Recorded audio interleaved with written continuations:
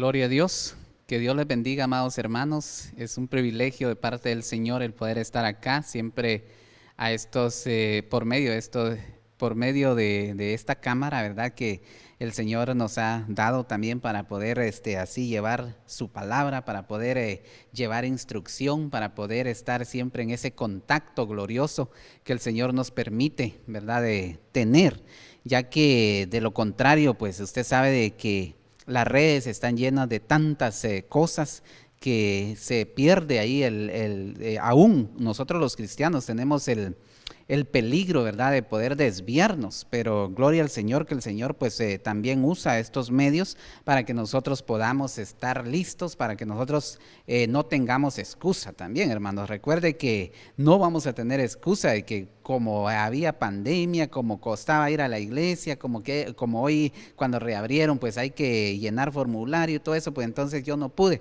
estar en contacto con los hermanos. No es excusa, ya que el Señor nos ha dado estos medios también para que nosotros los aprovechemos y lleguemos hasta la intimidad de su hogar, y de esta manera usted puede estar en contacto con nosotros. Amén. Así de que el Señor le bendiga. Vamos a orar. Hoy pues traemos otro precioso tema acá en lo que es doctrina básica, y muy especial porque qué rico saber, ¿verdad?, enriquecer nuestro conocimiento en la palabra del Señor. Vamos a orar y luego le doy el tema y vamos a continuar ahí platicando. Oramos. Padre, en este día te doy gracias porque tú nos permites estar acá, Señor, juntamente con mis hermanos para poder seguir, Señor, en esa función gloriosa de aprendizaje, de poder llevar, Señor, por este canal a cada uno de mis hermanos que están ansiosos, que están hambrientos, que tienen sed de tu palabra, que tienen sed de tu conocimiento, Señor, y nosotros pues que tenemos esa bendición que hoy estamos sirviendo, Señor, como ese canal también en el cual tú vienes y por medio de nosotros, Señor, podemos llegar hacia ellos, Padre. Gracias te doy en este día, y así yo te pido que tú bendigas a cada uno de mis hermanos, que tú los cubras, que tú los hagas invisibles ante cualquier potestad, ante cualquier invasión, Señor, de enemigos que tenemos, Padre. Así de que hoy su mente esté, Señor, renovándose cada día para que podamos resistir al enemigo,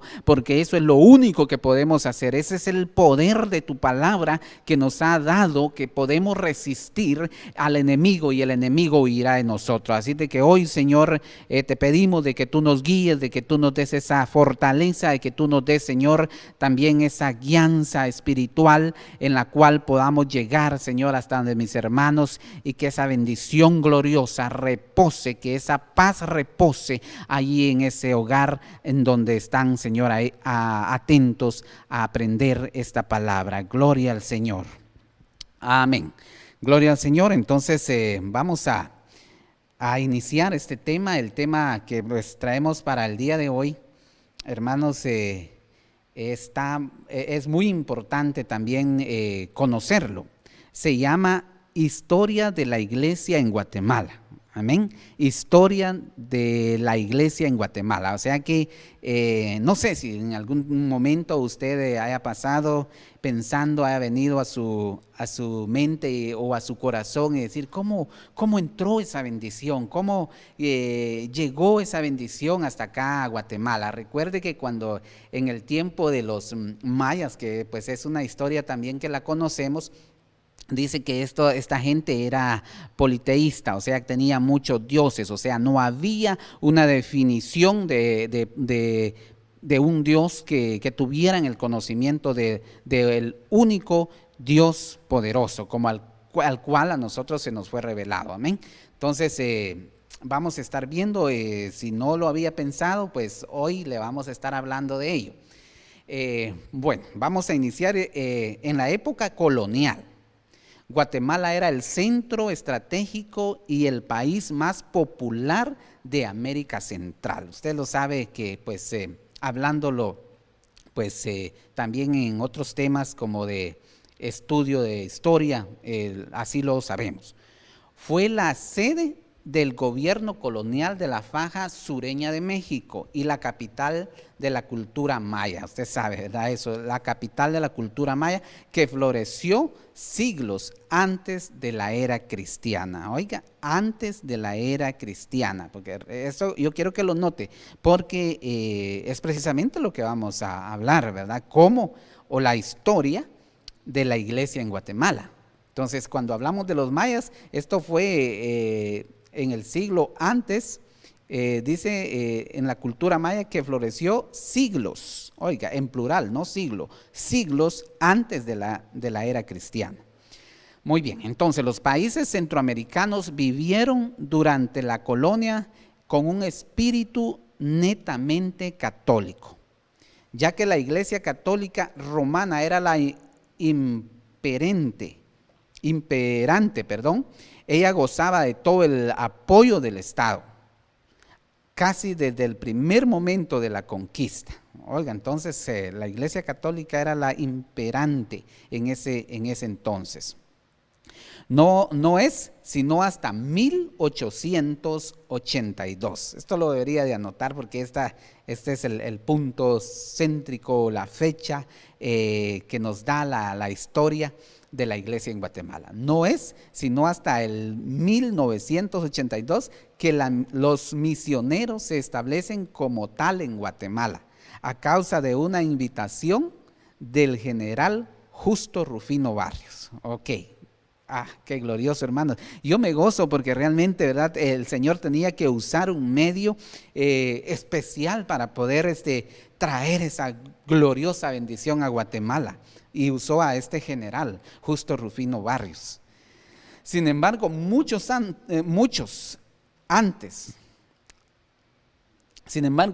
años antes, precursores bautistas procuraron establecer una obra evangélica en Guatemala, pero no pudieron, ¿verdad? Porque si vemos acá, antes de esta fecha, pues era la Iglesia Católica la que tenía, ¿verdad?, ese poder, ese mando, tanto del Estado como del religioso. Entonces no pudieron, ¿verdad? Pero ya había habido unos pincelazos, ya habían intentado aquellos hombres valerosos, ¿verdad?, que el Señor había tomado para poder venir acá, pero no pudieron. El Señor sabía que era primero, ¿verdad?, el primer martillazo, ¿verdad?, los primeros martillazos que estos hombres pegaron, pero no fue posible sino hasta esta fecha. Muy bien, ya hemos visto entonces esta información. Le quería dar a conocer esta información para poder leer nuestro versículo de la palabra del Señor, para tener esa base también, ¿verdad?, de la palabra. Hechos capítulo 1 y su verso 8 dice así: pero recibiréis poder cuando el Espíritu Santo venga sobre vosotros, y me seréis testigos en Jerusalén, en toda Judea y Samaria, y hasta los confines de la tierra. O sea que esta palabra gloriosa, hermanos, ya había sido lanzada y por nada más que por nuestro gran Rey, nuestro Padre Celestial, a través de Jesucristo, su Hijo amado, donde Él, ¿verdad?, lanza este mensaje. Entonces vemos acá, imagínense cuántos años pasaron desde que Cristo estuvo acá en el mundo, y que Él pues vino con ese propósito de, ¿verdad?, de traer la salvación para todo el mundo, pero hubo mucho tiempo que transcurrió, pero que a Él ya había dado esa palabra, ya les había declarado, ya había sido profetizado a los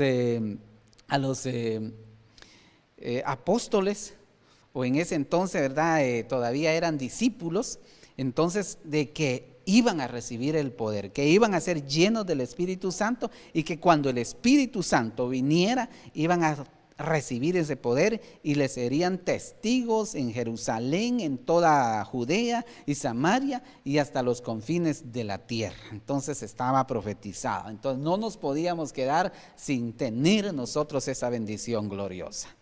Amén. Muy bien, proceso de expansión de las Escrituras en el contexto previo. Vamos a ver acá. Y pues acá tenemos unas siglas que es las SBBE, que quiere decir Sociedad Bíblica Británica Extranjera, ¿verdad? Entonces vamos a ver aquí primero esta información. Y dice, se hace necesario hablar del desarrollo de las entidades que más adelante ocuparían de la publicación de la Biblia, siendo esta la sociedad bíblica de cada país o región. ¿Ven? Entonces iban a haber sociedades, ¿verdad? Que iban a trabajar para poder, de esa manera, poder llevar, ¿verdad? La Biblia, la palabra del Señor, a los lugares que tenían que llegar. Por ello, vemos que en el contexto histórico mundial, el nacimiento del movimiento moderno de las sociedades bíblicas comenzó con la fundación de la Sociedad Bíblica Británica Extranjera. ¿Dónde entonces surge esto? La primera sociedad pues se llama así, Sociedad Bíblica Británica Extranjera. Y ya pues vemos acá las siglas, que es SBBE. En Londres fue esto. Me dirá usted, ¿y en qué fecha? Pues acá también lo tenemos, que es en 1804 cuando se funda la primera Sociedad Bíblica Británica Extranjera. Su propósito fue el de incrementar la disponibilidad de escrituras en Inglaterra y Gales, pero su visión misionera se extendió rápidamente, ¿ok? O sea que imagínense que acá su propósito fue incrementar la disponibilidad de escritura en Inglaterra y Gales, o sea, ni siquiera habían pensado acá. Pero el Señor, ¿verdad? En su poder, su deseo, su amor para con nosotros, viene y les da la visión misionera de extenderse más allá de esos lugares. Amén. Entonces, por eso es de que el Señor no se queda, ¿verdad?, en un solo lugar, sino que cumple su promesa. Entonces, la SBBE no tardó en tener agentes por toda Europa y más allá, que distribuirían escrituras y establecían sociedades bíblicas, gloria al Señor por ello, y agencias locales. Al limitarse a distribuir únicamente la Biblia, sin notas ni comentarios, o sea, únicamente, ¿verdad?, tenían exactamente los versículos, sus capítulos, pero no traían notas, no traían comentarios, como hoy tenemos pues esa belleza, esa riqueza de poder tener notas de comentarios de personas que el Señor ha utilizado para poder incrementar el conocimiento en nosotros que hemos creído en Cristo Jesús. Amén.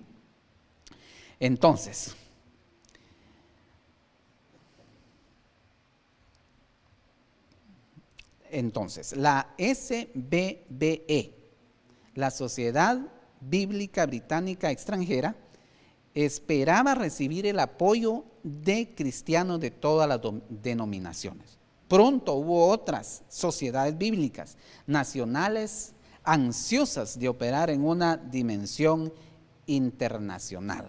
Gloria al Señor, ¿verdad? Qué deseo que el Señor hacía, pues oponía en el corazón de estos hombres. Los Países Bajos. Aquí vamos a ver entonces cómo se desarrolla. Aquí pronto hubo otras sociedades bíblicas nacionales ansiosas de operar en una dimensión internacional, y vemos acá, los Países Bajos en 1814, Estados Unidos en 1816, en Rusia en 1821 y otros. Se publicaron ediciones de la Biblia con traducciones aprobadas por las diferentes iglesias y de acuerdo a sus respectivos canones. ¿Okay? Entonces hubo, ¿verdad?, ese trabajo inmenso, ese trabajo, pero que era gente que tenía ese deseo de que hoy nosotros pudiéramos tener una Biblia, de que hoy nosotros pudiéramos tener en nuestro propio idioma esa Biblia, ¿verdad?, esa revelación gloriosa de parte de nuestro Señor Jesucristo. Después de la Primera Guerra Mundial, las sociedades empezaron a buscar maneras de coordinar su trabajo por medio de acuerdos de cortesía y agencias conjuntas. En 1932, los delegados de las sociedades bíblicas en los Estados Unidos, Inglaterra y Gales y Escocia se reunieron en Londres para coordinar sus actividades, las que se estaban traslapando en los Balcanes, Brasil, Chile, China, Japón y en Medio Oriente, Uruguay y Venezuela. Entonces aquí hubo esta reunión para poder ellos llegar a acuerdos, poder tener ideas, unir ideas para poder, ¿verdad?, hacer llegar su trabajo que el Señor les había encomendado. Pero esto fue después de la Primera Guerra Mundial. Los beneficios que al compartir sus experiencias y prácticas se hicieron cada vez más evidentes. En 1939, en la ciudad de Weston, Massachusetts, ubicada en los Países Bajos, estas 3 sociedades se reunieron para planificar el establecimiento de un concilio mundial de sociedades bíblicas. Gloria al Señor, ¿verdad? Porque es trabajo, hermano, inmenso que el Señor les ha puesto, ¿verdad? Ha levantado varones, y ahí sí que se cumple la promesa cuando se recibe el Espíritu Santo, reciben el poder y están ahora siendo testigos, ¿verdad? Están llevando ese testimonio de parte del Señor, dando a conocer a Cristo a través de todo su trabajo que ellos estaban realizando. La realización de sus planes se demoró debido a la Segunda Guerra Mundial, ¿verdad? Siempre el enemigo, hermanos, en ataque, ¿verdad? Los hermanos ya se habían puesto de acuerdo, ya habían llegado a ciertas finalizaciones para poder trabajar, pero acá hay se demora, o sea, hay se demoró en poder cumplir su trabajo a causa de la Segunda Guerra Mundial. Pero después, en 1946, delegados de 13 países se congregaron en Haworth, Inglaterra, donde el 9 de mayo se fundaron las Sociedades Bíblicas Unidas. Gloria al Señor, ¿verdad? Siempre se lleva a cabo el propósito que el Señor había puesto en el corazón de estos hombres. A partir de 1946, las sociedades tradicionalmente poderosas dejaron el control directo del trabajo en otros países y estimularon el desarrollo de sociedades nacionales, autónomas. Gloria al Señor, porque, ¿verdad?, ahora pues tenemos esa bendición. Así, las sociedades miembros han establecido también una estructura de comités y oficinas para ayudarlas en su trabajo, y han fijado un presupuesto en común por medio del cual se comparten los recursos financieros. También esto pues se necesita, hermanos, también, ¿verdad?, de finanzas, se necesita de un recurso, pero acá dice que se propuso en común, ¿verdad?, para poder alcanzar también esta bendición. Gloria al Señor. Yo siento, hermanos, de que esta información es riquísima, es algo que viene a darnos a nosotros vida, por si en algún momento nosotros no hemos dado algún valor a una Biblia, a un Nuevo Testamento. Hay gente, hermano, que el Señor está usando muchos años o siglos antes de nosotros, en las cuales hoy tenemos esa bendición, hoy tenemos esa excelente bendición de poderla tener, leerla y poder escudriñarla, ¿verdad? Porque la palabra del Señor es vida. Muy bien.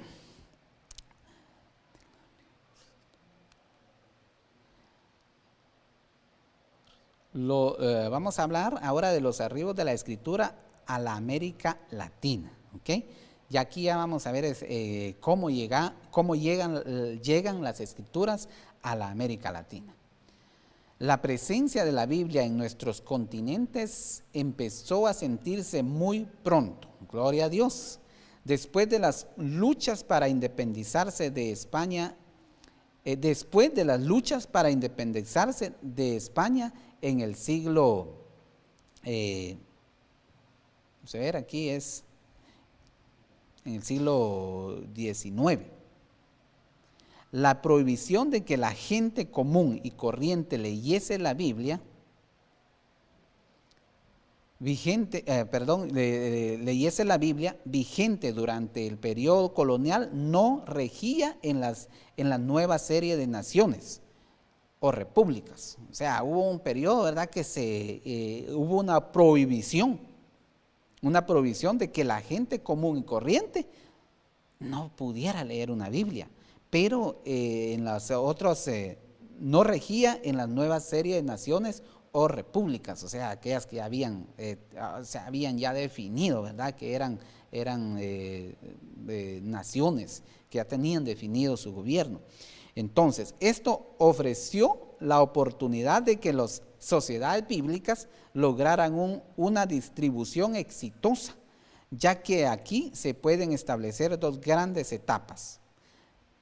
Primero, la etapa de apertura inicial, ¿verdad? Esta fue la primera, las grandes etapas que se logran acá, ¿verdad? Ya que había sido prohibido, pero que en otras naciones o repúblicas no. Entonces los que están trabajando en las sociedades bíblicas aprovechan esta oportunidad y entonces se dan dos etapas, ¿verdad? La primera, que era la apertura inicial, y la segunda, la de oposición creciente, y la vamos a ver una por una.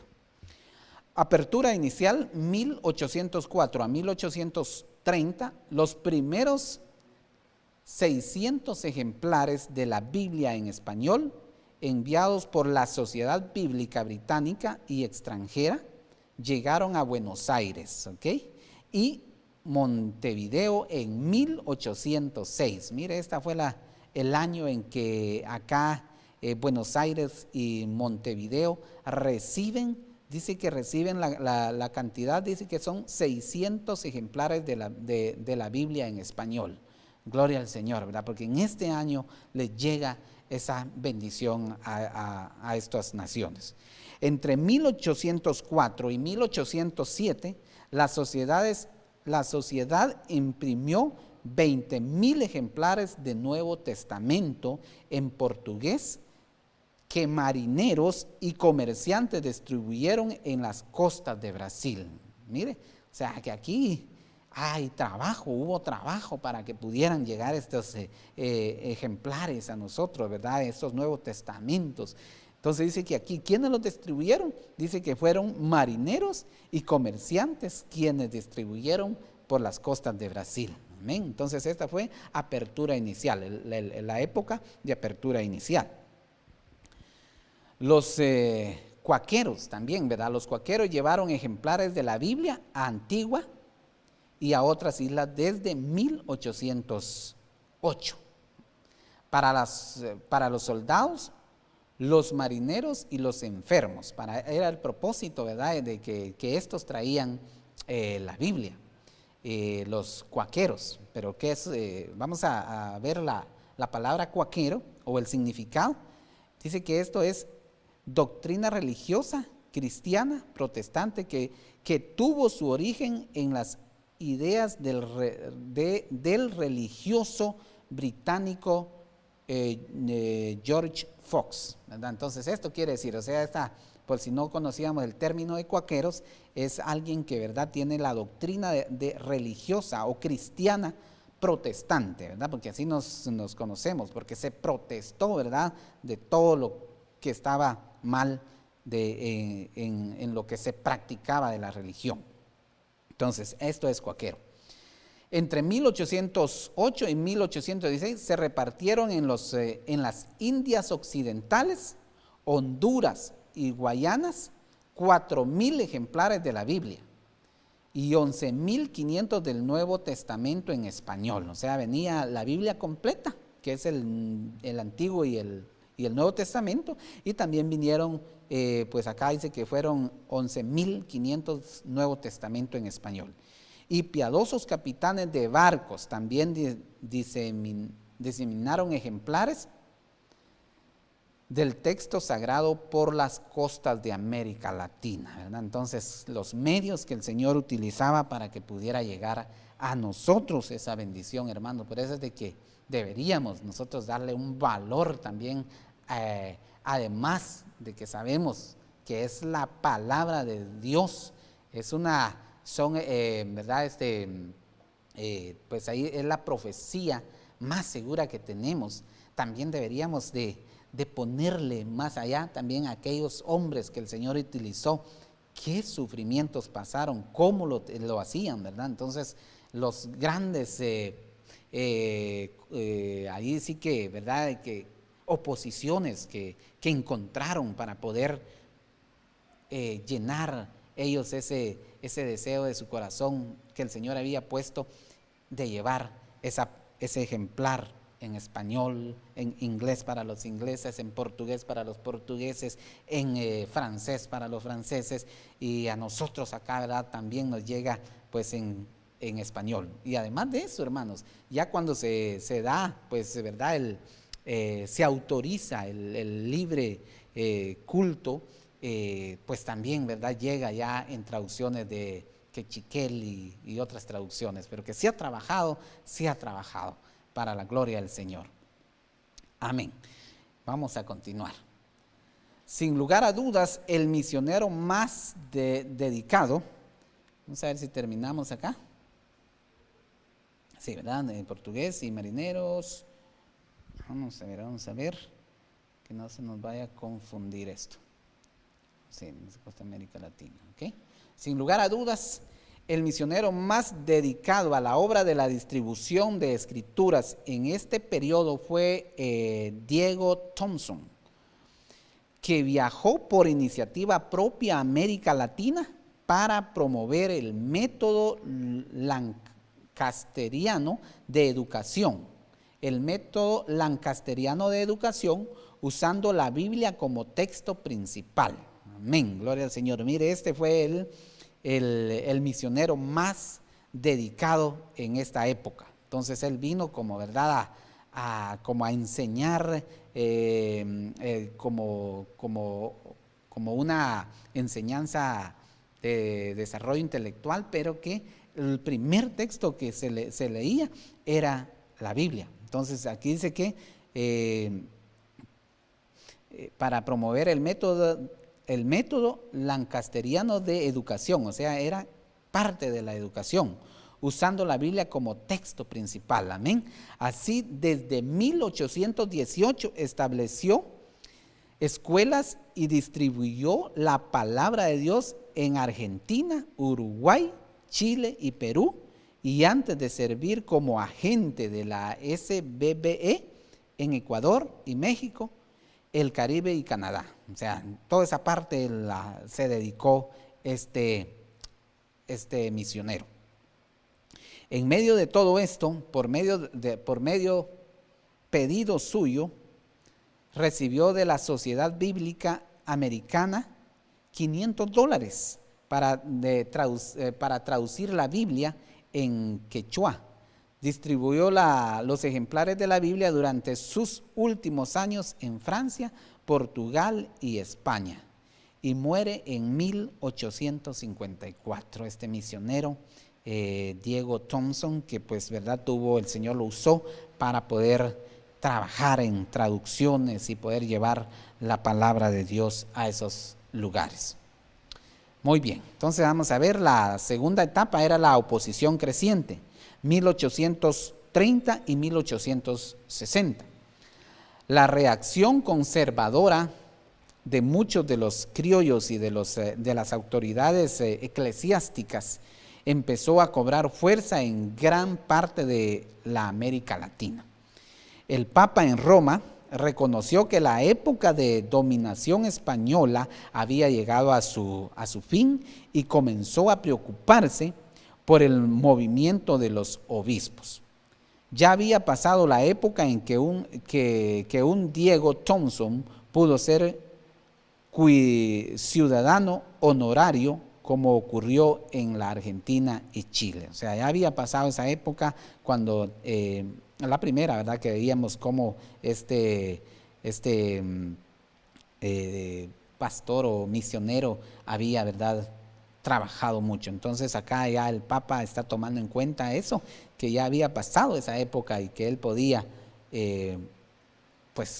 tomar ahí sí que avance de la ausencia de él.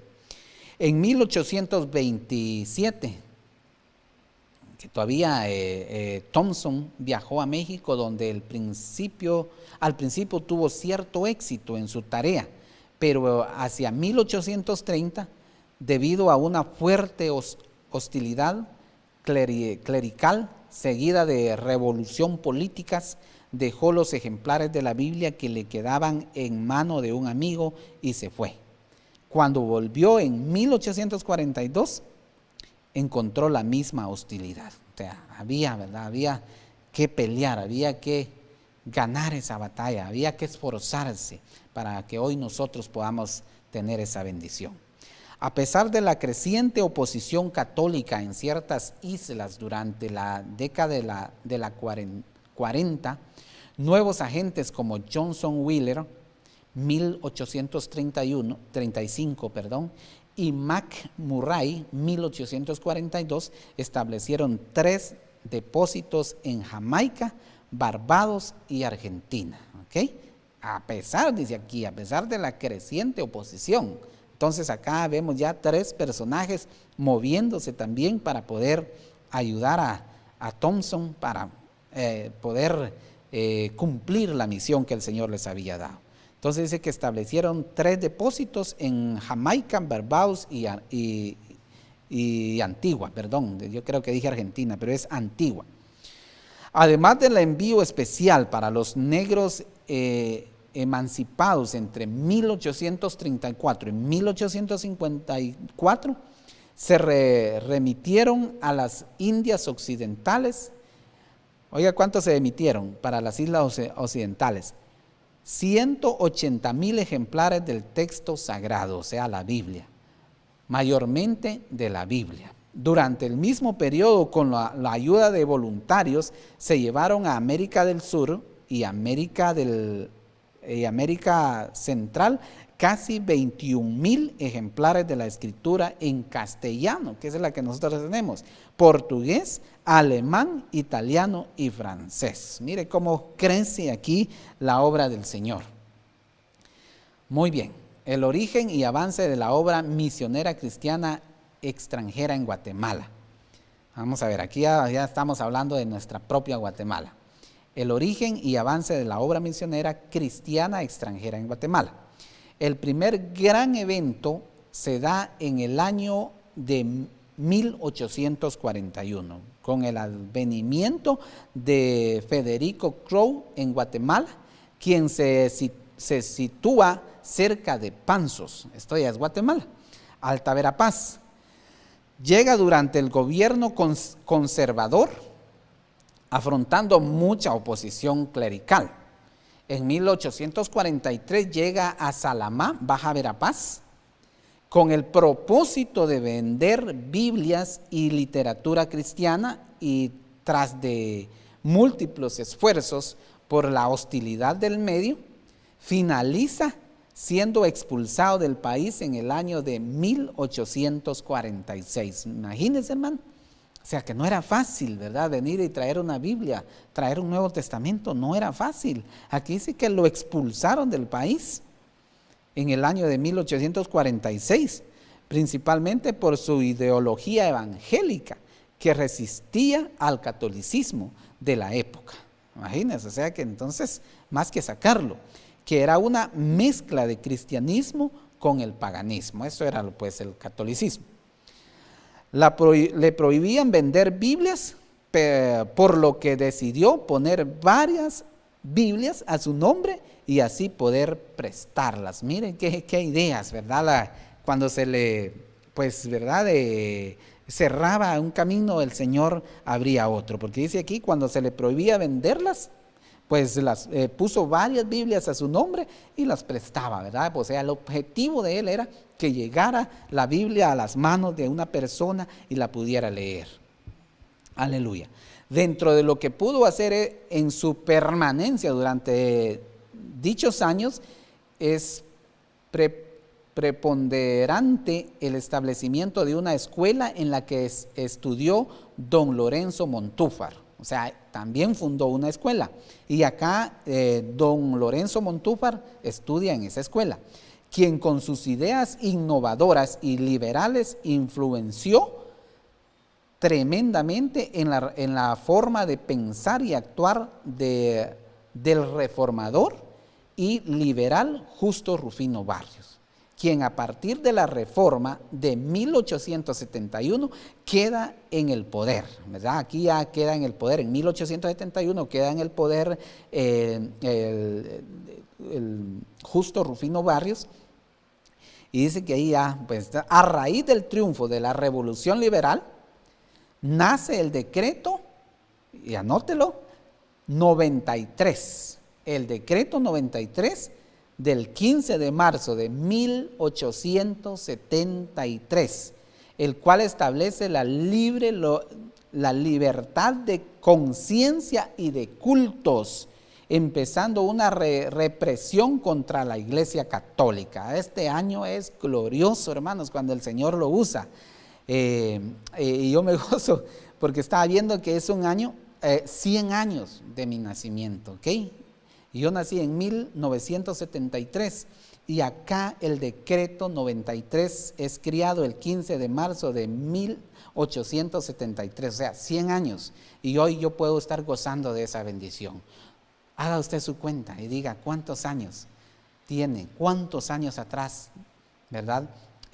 Hombres que dieron la vida, hombres que se esforzaron, hombres que no les importó ser expulsados del lugar donde ellos, el Señor los había mandado ahí, pero el esfuerzo de ellos hoy es una bendición para nosotros. Yo me gozo, no sé usted si se goza, pero yo sí me gozo en el Señor, de que el Señor 100 años después yo, ¿verdad?, pues se viniera a este planeta Tierra y me pusiera acá en Guatemala, y que hoy pueda estar ya dando también ese testimonio glorioso de que el Señor es mi vida, que el Señor es mi esperanza gloriosa, que el Señor ha sido mi salvación, que Él ha sido mi refugio y que Él ha prometido una nueva vida para mí y para todos los que crean en Él. Amén.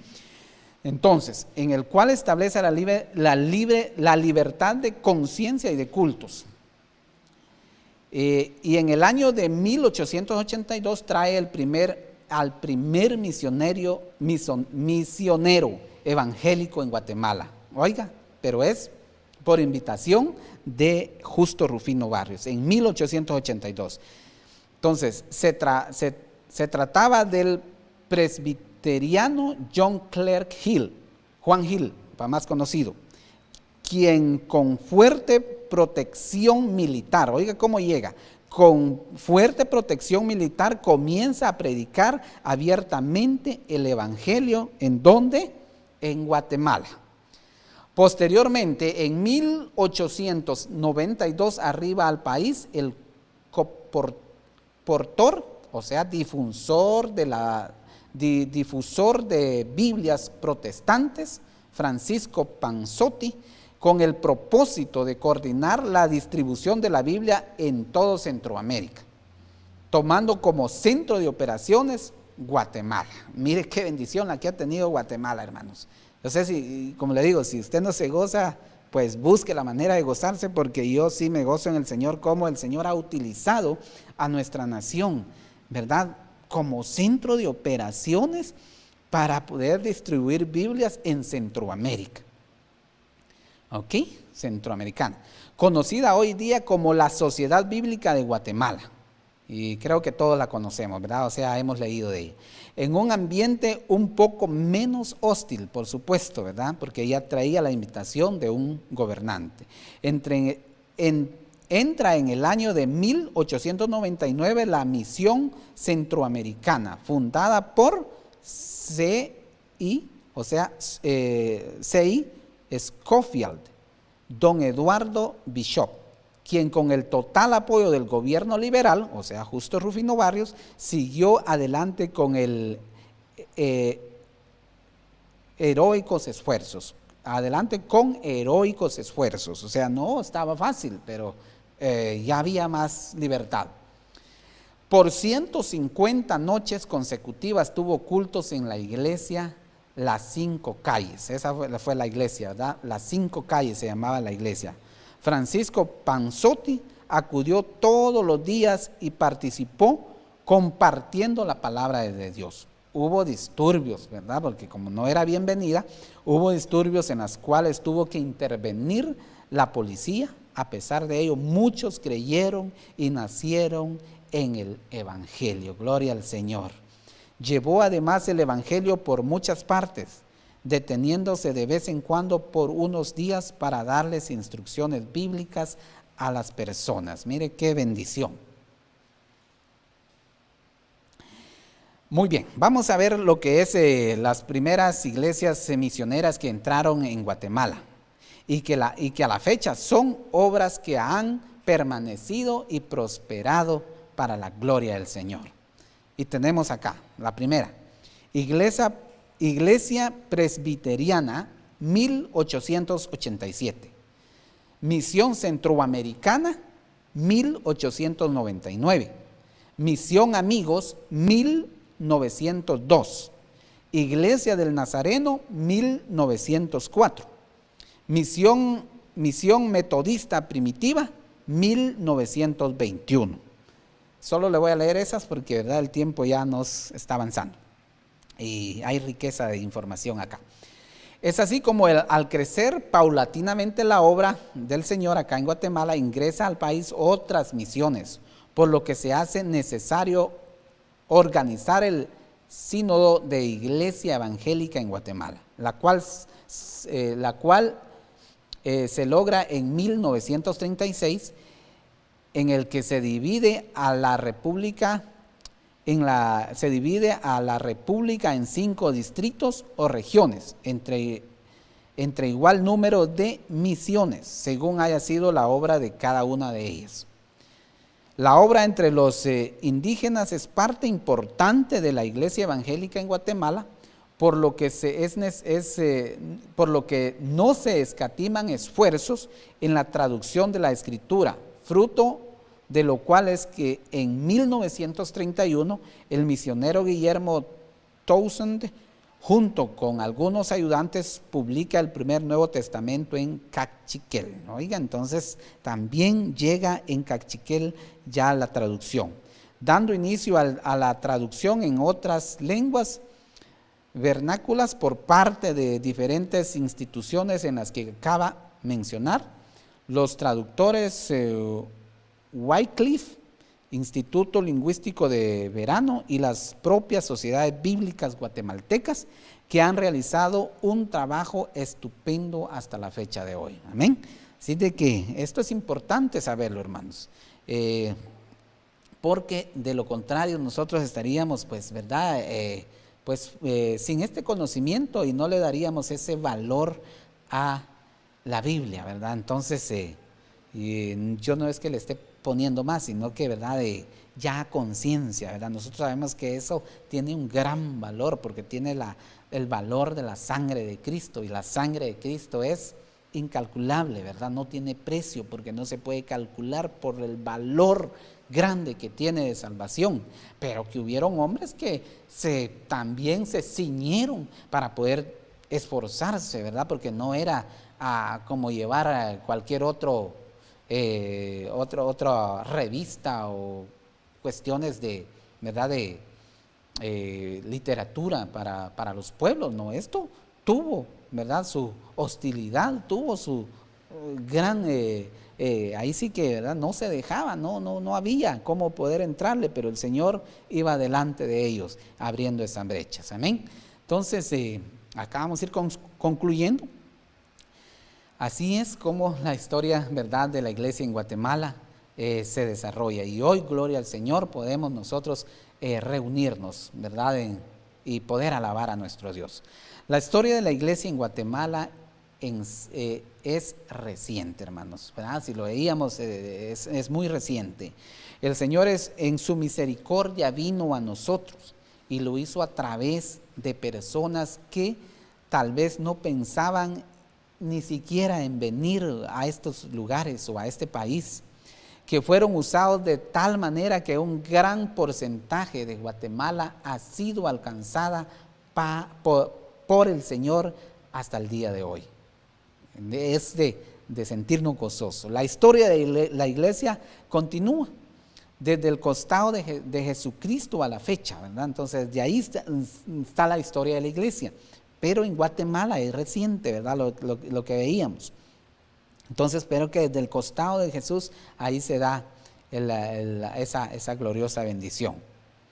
Entonces la historia así continúa y dejando todo rasgo babilónico. O sea, el Señor quiere que nosotros seamos transformados a su imagen, pero que dejemos, que tomemos la imagen de Cristo y dejando todo rasgo babilónico que adquirimos en tiempos de la oscuridad, ¿verdad? Porque yo me acuerdo de que vimos, ¿verdad? Un tema como 2 después de este, que dice, ¿verdad? De la oscuridad.